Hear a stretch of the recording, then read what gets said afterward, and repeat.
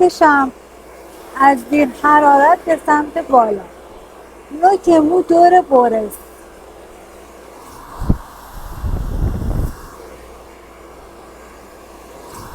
به سمت جلو.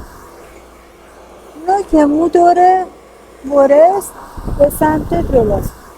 میتونی این بالای سر رو بهش شش بدی. باد سرد بگیری.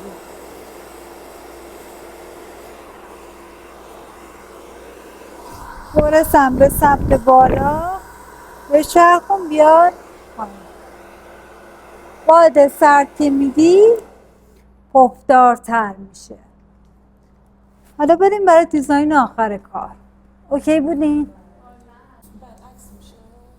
اول شاین بعد تاپ بچه. اول شاین بعد باد خنک.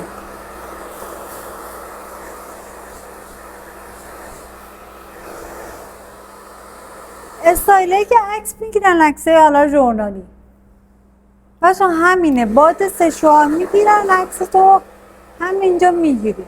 فکر نکن براشینگ خاصی شده.